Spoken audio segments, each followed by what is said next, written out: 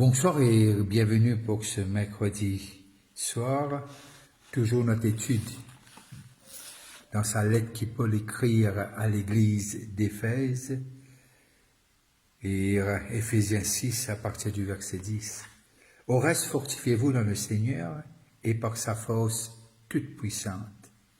Revêtez-vous de toutes les armes de Dieu afin de pouvoir tenir ferme contre les ruses du diable. Car nous n'avons pas à lutter contre la chair et le sang, mais contre les dominations, contre les autorités, contre les princes de ce monde de ténèbres, contre les esprits méchants dans le lieu céleste. C'est pourquoi prenez toutes les armes de Dieu afin de pouvoir résister dans les mauvais jours et tenir ferme après avoir tout surmonté. Que Dieu bénisse la lecture de sa parole et que Dieu bénisse ceux qui paieraient nous localement et ceux qui payent nous de l'étranger. Et cette portion de l'écriture nous peut envie vraiment guetter un petit coup aujourd'hui l'origine du mal. L'origine du mal. Qui veut dire en lui-même, c'est quelque chose qui nous besoin baser leur ban verset biblique pour arriver à cette conclusion-là. Mon papa peut dire par là, c'est exact dans le sens que c'est un peu cette question qui nous pose nous-mêmes, comment le mal fait venir. Ok, mais nous prenons un petit coup Paul et comment il amène nous, et surtout dans Apocalypse, et les versets qui amènent nous pour trouver, pour comprendre, pour éclaircir, ça suggère l'origine du mal. Dans 2 Corinthiens, le chapitre 2, le verset 11, 2 Corinthiens, toujours écrit par Paul, 2 Corinthiens 2, 11, et voilà ce qui Paul dit nous. Et c'est quelque chose qui est très intéressant pour nous capables d'être ensemble. 2 Corinthiens 2, 11. Afin de ne pas laisser à Satan l'avantage sur nous, car nous n'ignorons pas ses desseins, afin de ne pas laisser à Satan l'avantage sur nous. Et l'anglais veut dire qui n'est pas ignorant de ce bon truc. We are not ignorant of his devices. Parce que Paul les cause comme un quelqu'un affranchir dans cette, par Dieu bien sûr, et affranchi dans des topics très spécifiques, parce qu'il raconte nous-mêmes un moment que Dieu emmène lire dans le ciel et il dit des choses qu'il n'est pas capable de raconter. Alors Paul cause en tant qu'une personne qui n'est pas ignorant du tout par rapport à sa relation avec Dieu, par rapport à une révélation qu'il fait gagner de la part de Dieu. Alors, nous arrivons à comprendre que le diable l'y transforme lui-même comme un ange de lumière et les vient dans une forme qui n'est pas pour atteindre. Et très souvent de fois, quand on cause comme ça, pardon, du monde peut dire qu'il ne peut faire un joke, pardon. Et là, nous arrivons à comprendre de ce que Paul peut mettre l'église d'Éphèse au courant et il peut enseigner l'église d'Éphèse quelque chose qui n'est pas, et qu'il peut dire l'église d'Éphèse, il ne faut pas être ignorant concernant ce sujet-là, qui veut dire les princes de ce monde, les principautés, etc., comme on le lit dans le verset 13 du chapitre 6. Mais quand nous guettons Pierre dans l'épître Et Pierre dit nous quelque chose qui est très intéressant, et dans 2 Pierre 2,10, et voilà qu'il dit nous, 2 Pierre 2,10. Et Pierre dit nous qu'il c'est surtout qui vont après la chair, dans un désir d'impureté,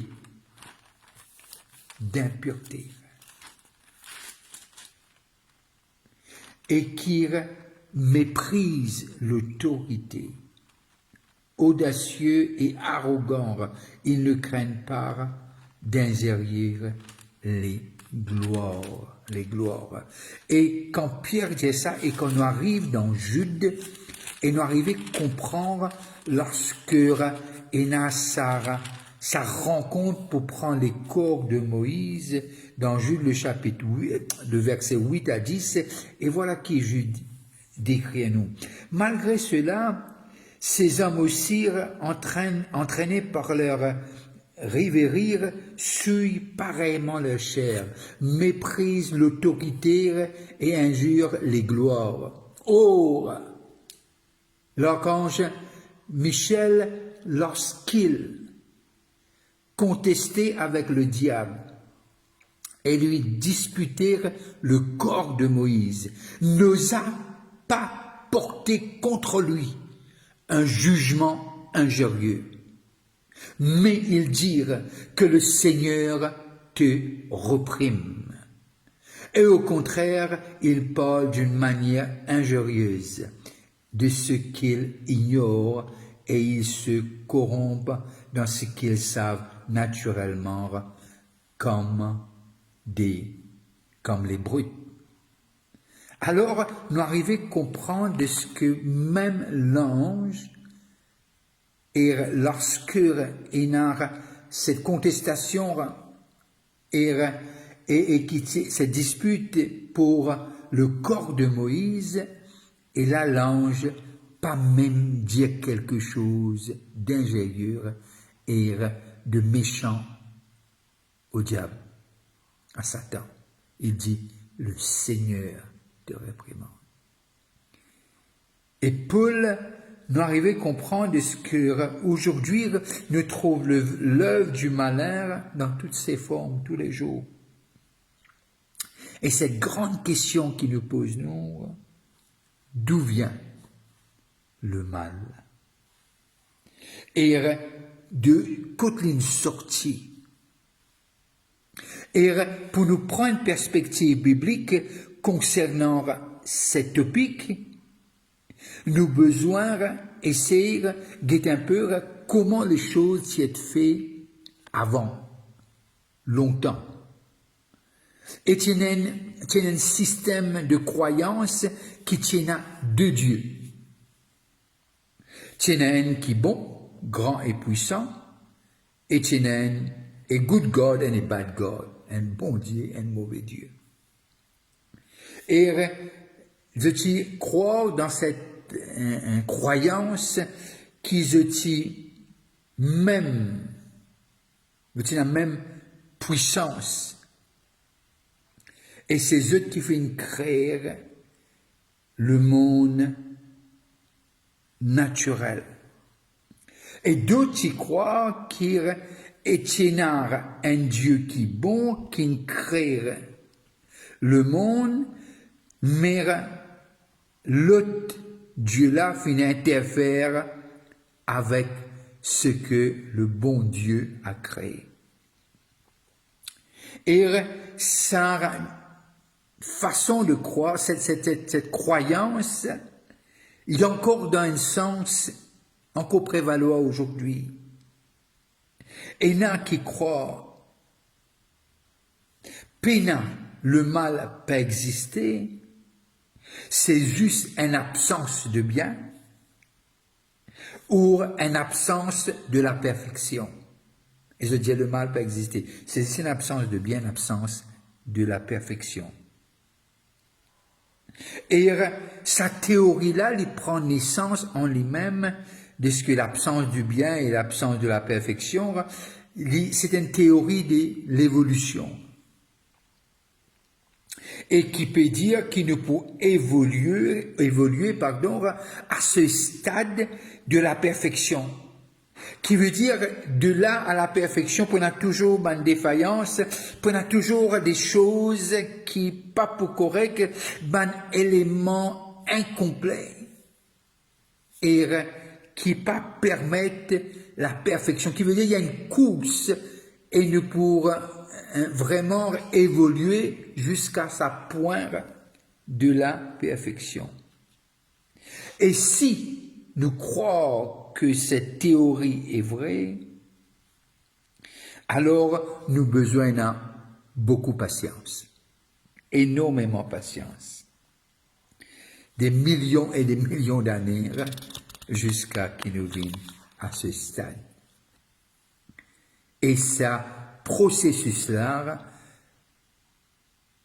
pour l'y compléter, il y a des millions d'années.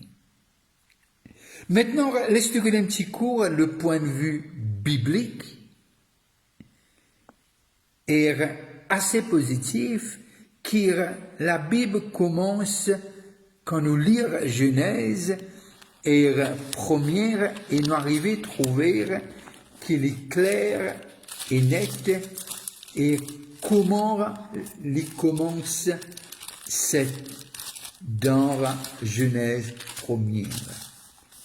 Bien qu'il beaucoup connu, mais pas pour oser de tout connu, au commencement, Dieu créa les cieux et la terre. Au commencement, Dieu créa. Qui veut dire, nous trouve un Dieu qui n'a toujours existé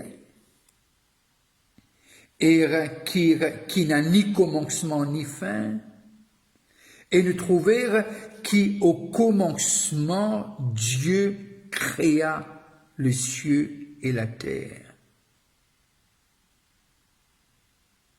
Et les anges pour un but spécifique, pour servir Dieu. Et là, nous arrivons à comprendre aussi de ce que un ange qui finit de créer pour une fonction très spécifique et pour accomplir le plan et les ordres, les commandements de Dieu. Quand nous lisons dans Hébreux, le chapitre 1er et le verset 14, voilà qu'il est dit. Ne sont-ils pas tous des esprits au service de Dieu, envoyés pour exercer un ministère en faveur de ceux qui doivent hériter du salut, concernant les anges. Et là, nous arrivons à comprendre que Dieu, premièrement, il crée le ciel et les citoyens du ciel, les anges. Et après, nous arrivons à comprendre qu'il y a aussi plusieurs fonctions des anges. Et la puissance et l'autorité donnée à chacun pour accomplir ce que Dieu a toujours voulu à travers ses anges. Alors, Dieu a créé toutes choses à la perfection. Nous pas gagnons beaucoup de détails parce que au commencement, Dieu créa les cieux et la terre. Mais quand nous lisons dans l'Apocalypse, nous arrivons à comprendre les causes de la bête de l'ancien. Et là, nous arrivons aussi à comprendre ce que Tiena va être, avec diversité de fonctions. Et nous connaissons que les anges, les principautés, les puissances, Et tout était parfait. Et ce type servait Dieu. Mais qui finit arrivé, c'est ça la grande question. Qui finit arrivé là? Lorsque Dieu crée les cieux et la terre au commencement. Et là, lorsque nous lisons dans Ésaïe, le chapitre 14, Ésaïe, le chapitre 14, et il apporte un peu plus d'éclaircissement sur ce topic. Ésaïe 14 et le verset 12 à 17. Te voilà tombé du ciel, astre brillant, fils de l'aurore. Tu es abattu à terre, toi le vainqueur des nations. Tu disais en ton cœur, je monterai au ciel, j'élèverai mon trône, au-dessus des étoiles de Dieu. Au-dessus. Je m'asseoirai sur la montagne de l'assemblée, à l'extrémité du septentrion. Je monterai sur le sommet des nuées. Je serai semblable au Très-Haut. Mais tu as été précipité dans le séjour des morts, dans les profondeurs de la force. Ceux qui te voient fixent sur toi leur regard. Ils te considèrent attentivement. Est-ce là cet homme qui faisait trembler la terre, qui ébranlait les royaumes, qui réduisait le monde en désert, qui ravageait les villes et ne relâchait point ses prisonniers? Là, il montrait nous que quelque chose finit arriver et il finit précipité. Et lorsque nous allons lire dans Ézéchiel, le chapitre 28,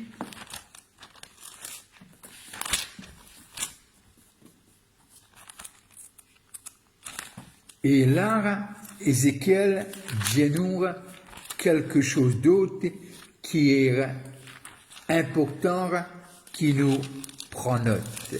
28, 1 à 19. La parole de l'Éternel me fut adressée en ces mots, fils de l'homme, dis au prince de Tyr. Il y a des choses très significatives.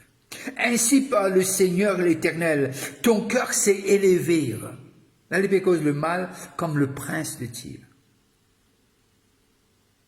Ton cœur s'est élevé et tu as dit, je suis Dieu. Je suis assis sur le siège de Dieu au sein des mers. Toi, tu es l'homme et non Dieu. Et tu prends ta volonté pour la volonté de Dieu.